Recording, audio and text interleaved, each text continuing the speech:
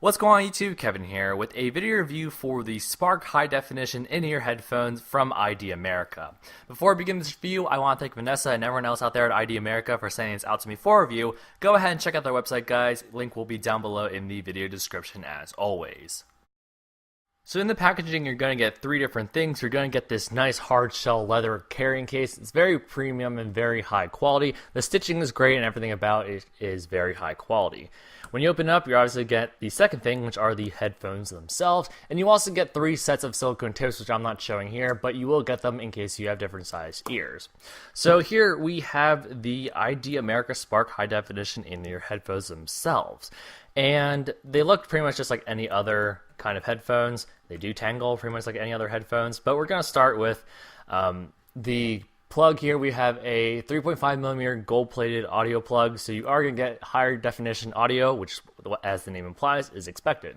When you run down the 4-foot or 1.2-meter cord, for those of you guys that use metric, you will run into an inline mic module. If I can untangle this for you guys. There we go. We have an internal microphone module. Let's see if I can zoom in a little bit. Okay, not too much. But we have an internal microphone module, the microphone's on the back, and you have a button on the front that you can do to access a lot of different functions from your headset itself without having to reach into your pocket and pull your phone out. When you run up to the headphones themselves, you'll notice that they're called Spark because they mimic a spark plug-like look. Now, I'm not someone who's a car fanatic, but people have said that this accurately represents a spark plug, which is where they got their name. However, you'll see later in this review that I think they stand for something else in terms of the Spark. So, again, it comes with a premium carrying case, the headphones themselves, and three silicone tips. But what do I think about the audio quality, which is probably the most important thing? Well, it's very good, actually, and you'd expect that from $60 headphones and ones that say high definition in their name. They're very good, and I actually really like these headphones a lot. These are the headphones I use above any other if I have to use headphones at all, which I do on a fairly regular basis because of listening to the audio that I'm currently outputting to you guys. But what's good about these? Well, pretty much everything. You have great audio clarity, so you're going to hear a lot of the tracks. The separation between the tracks is very good, so you're going to hear every single part of your music. The trebles are very crisp, the mids are present, the bass is responsive, punchy, and slightly overbearing, but that's actually exactly how I like it. It's not very, very bass heavy, but you can definitely feel the beat, which is something that I very much like because I'm a fan of dubstep music.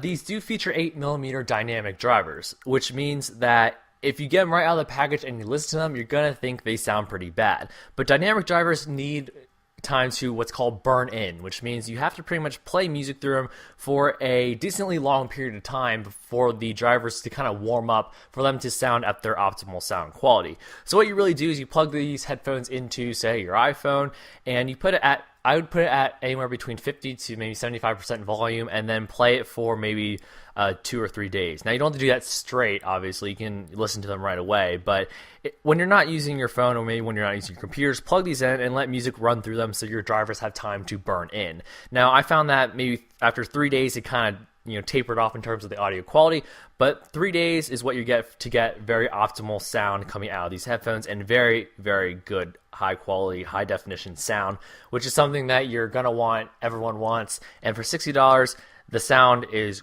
great. Okay, a lot of headphones that have very good sound run near $100, but $60, these are very affordable headphones. Now, with the inline microphone, the quality of that audio is okay. Okay, it's not the best, but you don't really expect that from inline microphones. I'm going to do a quick audio test in this next video segment to show you guys exactly what it sounds like, so you can hear for yourselves exactly how good or bad the audio quality is coming from the inline microphone. So this is a quick audio sample from the inline microphone on the ID America Spark headphones. I'm not talking in any particularly loud voice. This is kind of my normal talking voice. And right now I just kind of have the headphones draping down as you normally would wear them. I'm not particularly aiming the microphone at my mouth or in a particular direction. So this is what it would sound like in a normal environment if you're walking down the street, let's say, and then you try to pick up a phone call. This is what it pretty much would sound like. Right now I'm holding the inline microphone from the ID America Spark headphones about a foot away from my mouth, so this is kind of giving an optimal kind of sound quality, if it makes any bit difference. But this is just a quick sound check for the inline microphone, again being held about 1 foot away from my mouth. So you guys heard what the audio sounds like coming from the inline microphone of these headphones, so you can kind of judge for yourself if you think they're good or bad. Personally, I don't think there's really any difference from any other headphones, and I did do a few phone calls using this, and the person on the other line said that it sounded just fine, it sounded pretty normal. So that's pretty good that the audio quality is good enough for a phone call. Now, what's bad about these headphones? Well, there are kind of a few things that set me back from giving this a perfect 10 out of 10 in terms of my rating scale. And the one thing that really bothered me was evident cord noise. And cord noise, if you guys don't know, is if you have these in your head, you have your phone in your pocket, and maybe you hear like the cord rubbing against itself, or you hear the cord hitting your clothes, or anything like that, and it produces kind of a scratchy sound and kind of ruins the enjoyable listening experience for your music. So not a huge fan of the fact that you have a lot of cord noise. And cord noise is usually found in headphones that have, tangle-free qualities, but these aren't even tangle-free. So the fact that they have cord noise and the fact that it's not tangle-free, it kind of, doesn't really justify the fact that the cord noise is there. But it is there, and it is kind of annoying. And if you listen for it, and you probably will be now if you buy these, you're going to hear it, and it's going to kind of ruin it. But if you're kind of just sitting at your computer, it works just fine, so it depends on what kind of lifestyle and where you listen to your music. Also, earlier I said that I thought that these were named the Spark headphones for another reason, and that's because they shock the heck out of your ears. And I don't mean to say this in a way that makes these sound bad, but I usually listen to music when I'm walking home from the bus stop, from school or wherever, and it generates a bit of static. And I think it's due to the kind of, plastic or rubbery silicone that the cord is made out of. But it does tend to shock your ears pretty, hard, and it hurts a lot. And, obviously I'm not a fan of that because it hurts, and, we don't like pain. We want our music to be enjoyable. That's something that I've noticed. I never really encountered sparks and actual static hitting my ear as much as I did with these headphones. I could get a good maybe 2-3 shocks just walking home from the bus stop, and my bus stop is less than, half a mile from my house. So really painful for that. But again, if you're sitting still, maybe you're just at your computer, you're sedentary, that's not going to be a problem. But if you're moving, just be cautious that you're not, really rubbing it against your clothes as much as you can help it. Also, the build quality of this, the headphones, the earbuds themselves are great, but the inline mic has a problem with it, and that's with the button on it. Now, the button works just fine. It clicks very well, but the fact is that sometimes it clicks when you don't want it to, which is something that's very strange.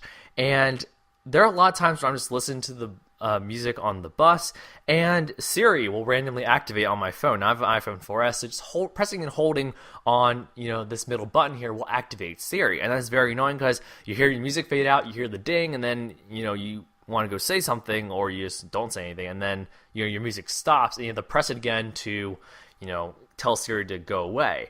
And that happens quite a bit, actually, and it's not just an occurrence that happens once in a while. It happens quite often, and it kind of deals with the way that you have the cable bent. Sometimes if you have it twisted a certain way, it'll activate easier than others.